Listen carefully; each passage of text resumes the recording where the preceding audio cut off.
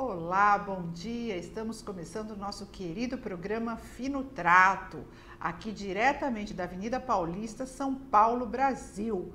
Um bom dia a todos e eu tenho aqui em nossos estúdios José Aquino. Olá, José Aquino, tudo bem? Tudo bem, Mara? Prazer estar aqui com você. O prazer é todo meu. José Aquino, eu vou falar um pouquinho do perfil do José Aquino, que é engenheiro elétrico formado pela Universidade Federal do Rio Grande do Sul, executivo de vendas em grandes empresas e hoje é diretor da Avancorp, é isso? Isso. Além de presidente do grupo BNI Interação. Parabéns! Obrigado. Aproveitando, eu coloco o BNI, que é um dos nossos grandes parceiros. O BNI é a maior e mais bem-sucedida empresa de networking e negócios do mundo, presente em 55 países há 29 anos. Nós vamos falar um pouquinho da sua empresa, da Avancorp, que ela trabalha, gostei dessa definição aqui, transformação de pessoas e geração de sucesso. O engenheiro ele tem um perfil um espectro tão grande, não tem? No sentido de trabalha com vários fatores. Engenheiro é sucesso em qualquer área, principalmente na área com pessoas, porque ele tem uma mente lógica, objetiva. E muitas pessoas que trabalham na parte de gestão com pessoas, nem todos, a formação de engenharia, opinião minha, tá? Eu acho perfeita para esse tipo de função. E diz o popular que ele se dá bem em muitas áreas. É que, na verdade, a engenharia ela prepara você para trabalhar em áreas distintas. É um grande exercício de abrir a cabeça e pensar fora da caixinha. Às vezes é bom, às vezes é problema. Com certeza. A gente ser muito lógico, às vezes as pessoas também têm um pouco de problema com isso. E aí o exercício é... Sim, e você como americano tem uma mente mais assim, racional, não sendo latino? Eu sou um americano de origem brasileira, a família é toda brasileira. Tá. Meus pais moraram 5 anos nos Estados Unidos e eu acabei nascendo lá por causa disso. Entendi, não não tem aquela... Gosto, mas sou mais brasileiro do que americano. Vamos falar um pouquinho da sua empresa, Vamos Aquino? lá. A Avancorp ela foi fundada em 2010, ela surgiu de um sonho de vida que era poder desenvolver pessoas, que é o que a gente está conversando aqui, para que elas ajudem a si mesmas, suas famílias, suas empresas e seus países a obterem sucesso. Esse foi o foco principal. Ok, vamos falar um pouquinho desse sucesso. Como são feitas? Qual é a sua metodologia, se é que posso chamar assim? Como é feito esse trabalho? Esmiuça para a gente de uma maneira o mais simples possível. Assim, como é feito esse trabalho? São dinâmicas? Eu vi aqui que você trabalhou como executivo de vendas, né, em grandes empresas, como por exemplo Trabalhei na Monitel, que é uma empresa de telecomunicações que está no mercado até hoje. Trabalhei na antiga TVA, que hoje faz parte da Vivo. Okay. Trabalhei na empresa que deu origem ao Host, né, que era o Plugin. Então, trabalhei numa multinacional sueca chamada Rockstack, que é líder de segmento de mercado. Fui gerente nacional de vendas. Ou seja, um executivo já com muita bagagem nacional, internacional. Sim. E como na Avancorp também presta serviço, não presta para grandes empresas? Eu vi aqui que tem um portfólio maravilhoso. Conta um pouquinho. A gente tem clientes de vários segmentos e o foco, talvez seja o diferencial da empresa, você perguntou como é que a gente trabalha. O nosso principal foco é entender contexto. Então é nossa obrigação conhecer as várias técnicas, os vários processos, as várias teorias, mas o nosso objetivo não é ensinar o que fazer.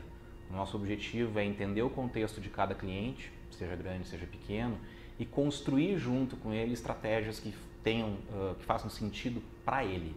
Então, claro, a gente vai usar as teorias acadêmicas, mas se ele quiser aprender o que fazer, ele faz um MBA. Okay. A gente vai lá e trabalha com ele para que ele construa coisas que façam sentido. E isso depende das pessoas.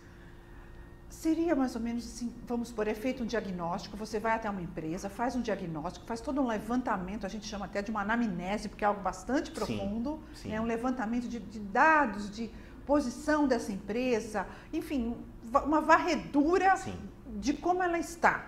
Seria esse o caminho? Na verdade, é uma etapa inicial. A primeira definição é aonde a empresa quer chegar.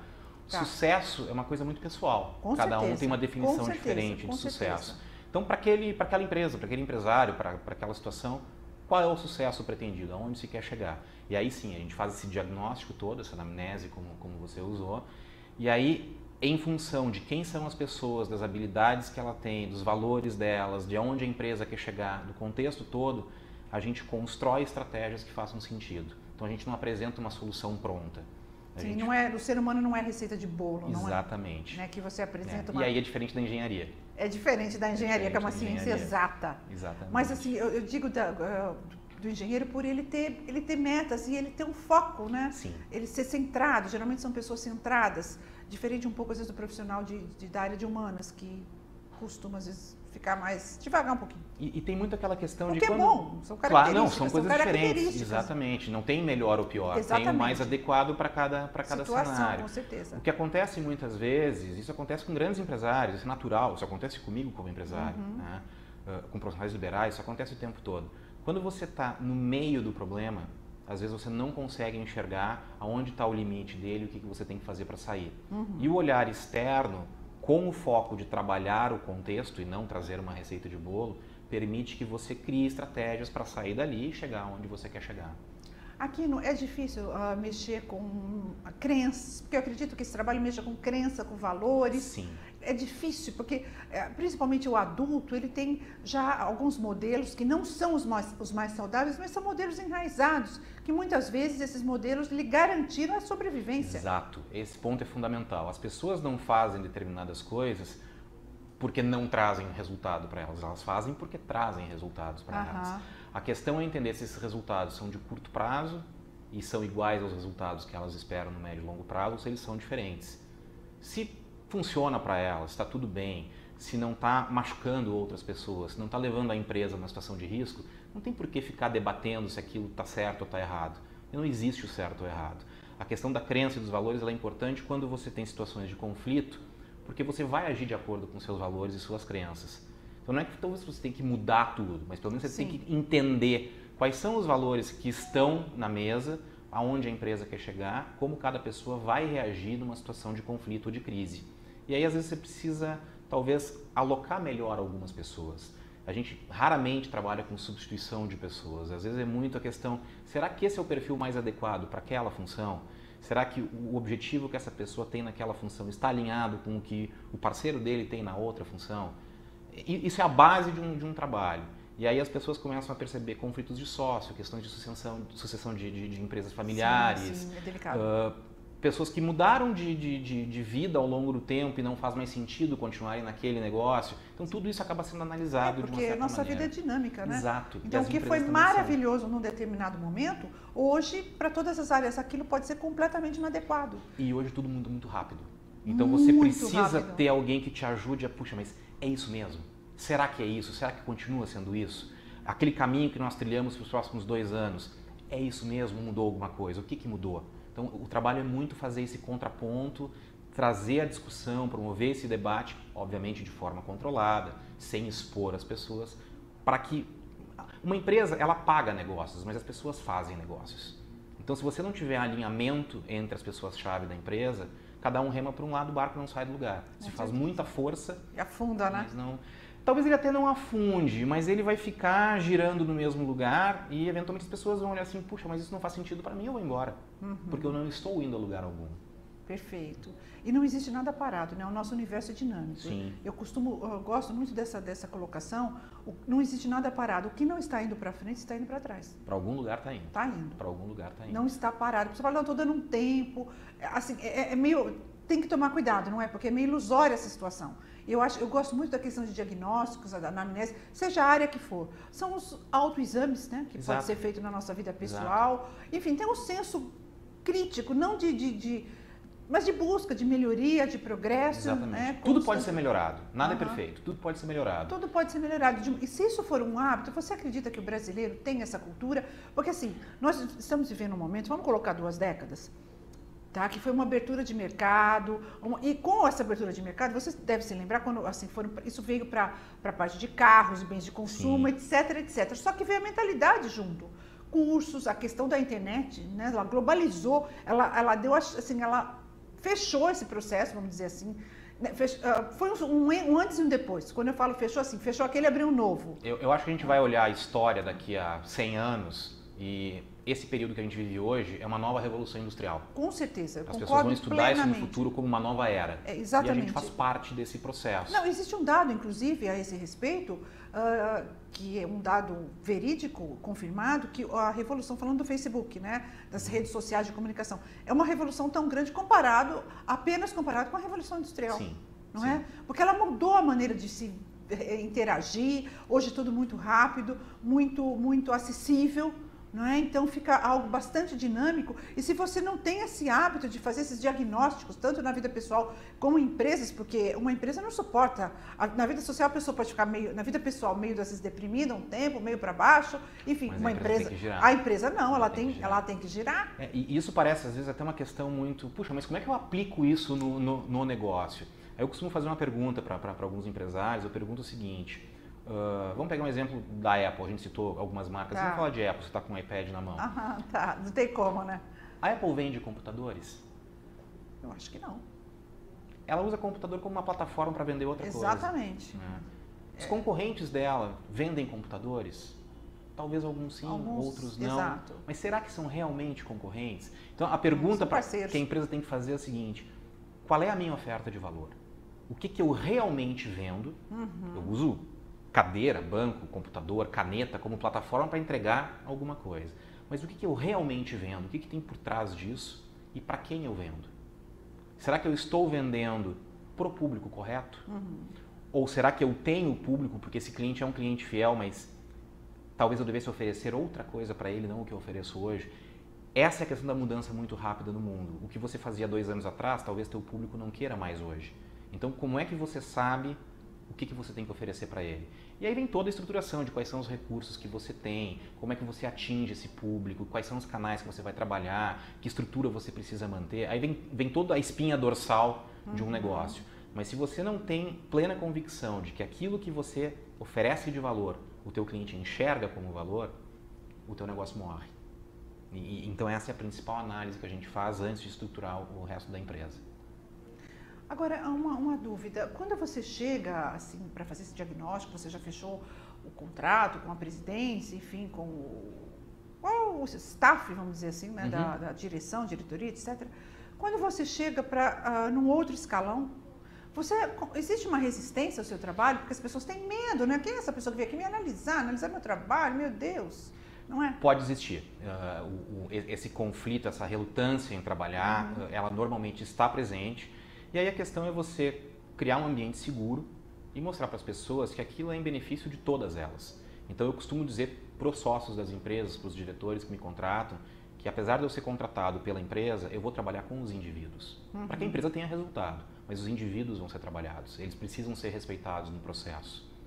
Se a pessoa não está interessada, ela não está interessada, é melhor que se descubra logo. Sim. Mas a ideia é como é que essas pessoas podem construir juntas para que a empresa tenha melhores resultados, o que é bom para o sócio. Com certeza. Nós passamos um momento, assim, a sociedade é dinâmica como tudo. Então, tínhamos um momento anterior onde houve muito desemprego no Brasil. Sim. Então, num contexto de medo, uma pessoa que vai fazer diagnóstico fala, nossa, né? Posso ser demitido. Eu acho que existe ou ser substituído. Existe esse receio. Numa economia mais estável, que eu posso dizer que foi um período, porque está mudando, infelizmente, né? Eu acho que nós estamos tendo aí alguns... Enfim, a economia mudou de 2 anos para cá. A economia tem altos e baixos, isso é natural da história da humanidade. Assim, mas é que nós passamos momentos muito difíceis, né, no passado. Então, Sim. acho que ainda marcou essa geração do adulto jovem. Ainda Sim. tem esse fantasma, né, do desemprego, do ser demitido, do ficar desempregado. Não é? Sim. É um fantasma que ronda. E é uma questão cultural, né? Então, uma das coisas que a gente procura trabalhar nesses projetos é exatamente a questão multicultural. Isso envolve não só a origem das pessoas, se elas são brasileiras, estrangeiras, de tal região do país ou de outra região do país, como a questão de gerações diferentes, crenças diferentes, valores diferentes. Isso tem que ser trabalhado para se criar uma terceira via dentro da empresa que faça sentido para todo mundo, é o engajamento. Se existisse uma fórmula de você ter equipes de alto desempenho, uma fórmula simples, seria você misturar diversidade com engajamento. E essa é a coisa difícil. Porque é muito fácil, se a gente tem simpatia um pelo outro, gostamos das mesmas coisas, nós nos engajarmos num projeto. Com certeza. É a história do vamos fazer um churrasco lá em casa, temos essa afinidade, então nos engajamos. Como é que você engaja pessoas que são diferentes? Esse é o grande segredo. Se todos forem iguais, a empresa vai morrer porque ela não tem a diversidade. Mas se você só tiver a diversidade e não conseguir alinhar, você só vai ter conflito. E esse talento. Esse é o trabalho. Esse é o trabalho que tem que ser feito. Alinhar as diferenças. É isso aí. Né? Esse é o grande trabalho. A questão da diversidade, como eu falei, perfis diferentes, egos, eu gosto, egos, eu acho que muito importante colocar isso. Você com certeza deve concordar comigo. Numa pesquisa, fazendo um levantamento de dados, eu verifiquei uma frase que me chamou muita atenção, que diz o seguinte, que hoje as corporações são o Coliseu moderno. Ou seja, o combate é feroz. Exato. É feroz. Exato. Né? Mas é um combate, assim, um jogo de egos, né? Com todos os seus derivados. Não é? Todas as coisas, com egoísmo, egocentrismo e por aí vai, todos os derivados. E como todas as coisas na vida, existe o lado bom e o lado ruim. Né? Se não houver ego algum, não existe a motivação interna de fazer alguma coisa acontecer. Ele tem que estar a nosso serviço. Então, como é que você equilibra essas coisas? Esse é o grande trabalho. E é por isso que eu digo, não tem receita de bolo. Não tem. Duas empresas de mesmo porte, do mesmo segmento, que oferecem mais ou menos a mesma coisa para o mesmo perfil de público, podem ser completamente diferentes por dentro, porque as pessoas são diferentes, as motivações são diferentes, os valores são diferentes. Como é importante estar alinhado, né? Como é importante a pessoa acordar e trabalhar com prazer. E um trabalho como o seu, eu acredito demais, porque eu sei que ele valoriza o dia a dia da pessoa. É isso. Né? Valoriza a qualidade do dia a dia. Eu sou uma pessoa que, eu penso o seguinte, a vida, ela é hoje. Porque tem pessoas que dizem o futuro. Não, a qualidade do dia a dia. Não é? Bases bem feitas, alicerces firmes, para aí sim pensar em... Tem pessoas que ficam pensando em projetos enormes, coisas gigantescas, e desequilibram a base, a casa cai. Eu gosto muito de pensar o contrário. Puxa, eu quero ter tal coisa em tal momento. Legal. Um ano antes, o que você tem que estar fazendo para aquilo acontecer? Como assim? E as pessoas não têm, às vezes, essa maneira de olhar diferente. Planejamento, né? Exato. O latino, porque, não sou repente, brasileiro, o latino. Para você chegar daqui a 5 anos em tal posição, você tinha que ter começado ontem. Exato. E isso é viver o presente. Cara, o que você faz hoje que te leva lá? Que evidência você tem de que isso realmente está te levando para lá? E equilibrar com a questão de que você não vive para trabalhar, você trabalha para viver.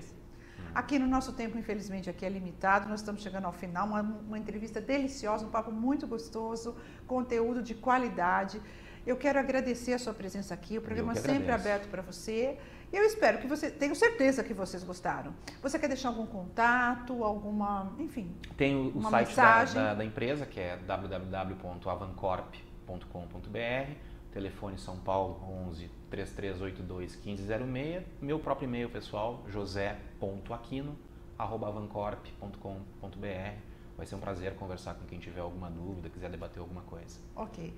Então, mais uma vez, eu agradeço a sua presença aqui e agradeço ao nosso parceiro, BNI Brasil, que, como eu falei, é a maior e mais bem-sucedida rede de networking e negócios do mundo há 29 anos. Eu gosto muito de dizer há 29 anos, por quê? Credibilidade. Eu acho que eu gosto sempre de frisar. Por que você sempre fala, me pergunta? Porque tem história, entendeu? Exato. Tem história e tem credibilidade. Se você quiser conhecer mais, eu peço também que você entre no site www.bnibrasil.com.br e no Facebook BNI Brasil. Esperamos vocês lá. Um grande abraço e até já!